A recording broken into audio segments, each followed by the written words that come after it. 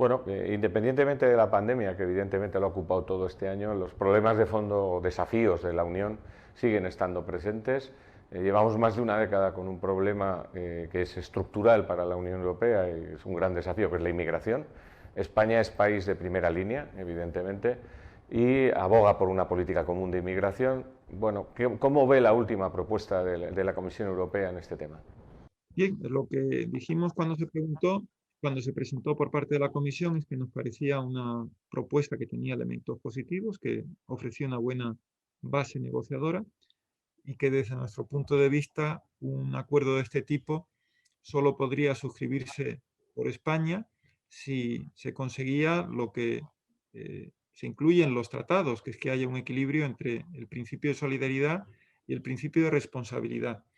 La responsabilidad en frontera aparece muy minuciosamente eh, Ya. articulada en la propuesta de la Comisión, mientras que los compromisos en materia de solidaridad, aunque se ha avanzado, pero siguen siendo vagos, poco concretos.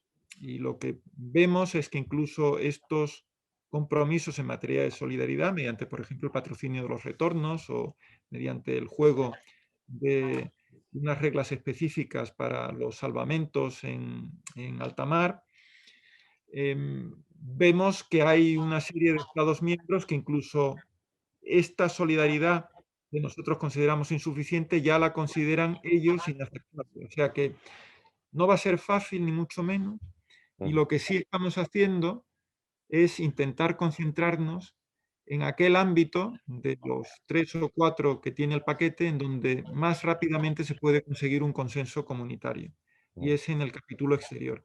De hecho, en breve habrá una, una celebración conjunta de los consejos de ministros de Interior y Asuntos Exteriores, el Consejo en Formación Jambo se la llama, o Jumbo se la llama, Ujú. en el que se va a presentar una propuesta en la que hemos estado trabajando con italianos y con franceses. Y esto creo importante subrayarlo porque Francia era un país que en este dossier no partía de los mismos postulados que nosotros, que digo nosotros, que Francia, que España o Italia, los países de primera línea. Para Francia lo esencial era frenar el flujo de los movimientos secundarios Ujú. y de alguna manera concebía que la manera de hacerlo era eh, responsabilizar prácticamente del tratamiento en frontera de los que llegaban a los estados de primera Vale. línea.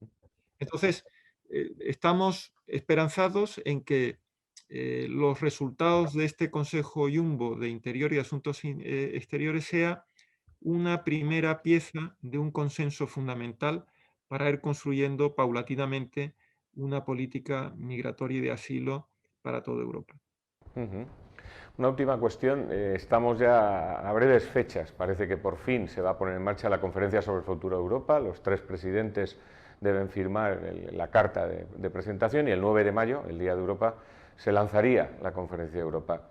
¿Cuáles cree que deben ser los objetivos principales a alcanzar? ¿Cuál debe ser la posición de España? ¿Hacia dónde nos puede llevar esta conferencia?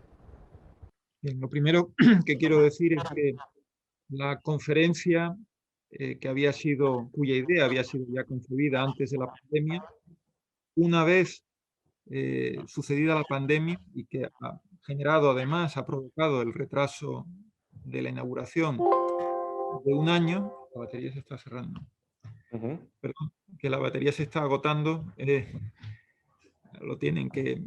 Entonces, entonces ahora con todavía inmersos en el mundo nuevo que ha traído la pandemia y antes de que se logre su superación, esta conferencia es más necesaria que nunca porque se han acelerado tendencias y sobre todo se ha ido muchísimo más rápido hacia un nuevo mundo donde la transición ecológica es todavía más perentoria que lo era hace un año, porque vemos la conexión que hay entre la destrucción del medio ambiente y la aparición de fenómenos como el actual COVID-19, Ujú. porque además la pandemia ha obligado a una aceleración de la introducción de todo lo que significa la digitalización en numerosos ámbitos, ya sea en teletrabajo, en telepago, en telecomercio, etcétera, etcétera. ujú, Y porque además vemos que, como sucede en cualquier crisis, los que partían de una posición de desventaja son los más afectados, con lo cual el propósito de inclusividad, de que nadie quede atrás, es aún más importante si cabe. O sea que, para empezar, la conferencia es más necesaria ahora que lo que era antes de marzo. Eso en primer lugar.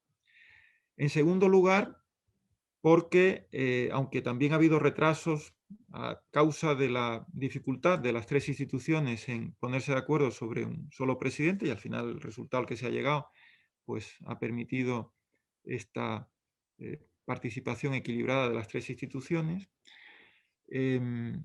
Esto no quita en lo que debe ser el foco principal, el interés principal de esta conferencia, que es que los ciudadanos se expresen libremente, que opinen más bien. sobre las prioridades que están sobre la mesa, las tres señaladas. Luego también me ha hablado de migración y asilo, desde luego de la Unión Sanitaria Europea, en qué manera la ampliación de competencias o la ejecución de competencias que ya había en el ámbito sanitario, pero de manera mucho más extensa, eso es una cosa que quieren o no los ciudadanos europeos. Hasta ahora es cierto que ha habido críticas a cómo se está llevando a cabo la campaña de vacunación, pero digamos que son críticas a elementos, no al hecho de que Europa se involucre todavía mucho más Mm, en, en grandes temas europeos de la salud. Eh, Todo lo que tiene que ver también con el desarrollo de la Unión Económica y Monetaria, de seguir perfeccionando la arquitectura que era insuficiente del euro, de la Unión Económica y Monetaria cuando se lanzó. ujú, Estas son cuestiones que están en la agenda europea y que es bueno que los ciudadanos se expresen sobre ellas, que den sus puntos de vista. em, entonces, de nuevo, importante oír la voz de los ciudadanos para seguir trabajando en los temas que estaban ya sobre la mesa en la agenda europea. Yo tengo que decir también que, por parte española, lo que nosotros intentamos hacer son dos cosas. En primer lugar, que todas las instituciones en sus distintos ámbitos, ya sea en administración central, autonómica o local, tengan la oportunidad de pronunciarse, de expresarse, de hacer llegar, bien indirectamente o bien directamente, a los organizadores de la conferencia sus puntos de vista sobre todas las cuestiones más variadas que hacen a la construcción europea. ujú, Y luego también la sociedad civil. De la sociedad civil, en todas sus formaciones, dentro de los múltiples sectores en que se ocupa, también hagan oír su voz. En ese sentido, yo que he estado últimamente viajando por toda España, encontrándome con, desde luego, con comunicadores, pero también con agentes sociales y económicos, con estudiantes universitarios y de otros ámbitos, hemos estado ya hablando durante este año de qué eran los aspectos que más les interesaba o les preocupaba de Europa. Y hemos detectado que había algunos que a lo mejor no estaban en el foco de los principales problemas o de las principales cuestiones, tal como aparecen en la declaración institucional, que sí tendrían que tener también un lugar en este debate europeo. Una es, y voy de abajo arriba, la ciudadanía europea, ujú, si cabe la posibilidad de profundizar en sus derechos e incluso extenderlos a otros nuevos. ujú, Y no olvidamos que esta fue una iniciativa en sus orígenes española, del entonces gobierno de Felipe González, que se plasmó en el Acuerdo de Maastricht. En segundo lugar, entidades locales, ciudades, de qué manera las ciudades pueden tener un mayor protagonismo en la gobernanza europea. ujú, Las ciudades son fuente de innovación y también de integración social. ujú, El siguiente escalón son las regiones, y aquí vemos que hay un artículo en el Tratado de Funcionamiento de la Unión Europea, el 174, que subraya cuatro tipos de desventajas estructurales o demográficas que padecen algunas regiones y que las hacen meritorias de un apoyo especial por ujú, parte de la Unión Europea. Me refiero a las regiones insulares, a las regiones escasamente pobladas, transfronterizas y de montaña. Pues bien, ver de qué manera se puede también el enfoque de inclusividad darle una perspectiva regional y dar más visibilidad a la situación de este tipo de regiones que durante la pandemia han sufrido especialmente sus consecuencias. Las insulares, aquellas que dependen del turismo, ha sido muy claro. En el caso de Canarias o de Baleares, 27% y un 22-23% de disminución respectiva del Producto Regional Bruto. Las regiones transfronterizas por todos los cierres, primero unilaterales de frontera y luego con los flujos reducidos a cuenta de restricciones de índole sanitaria. Las regiones de montaña que también han sufrido las repercusiones, entre otras cosas, porque hay muchas de ellas que viven de los deportes de invierno y del turismo.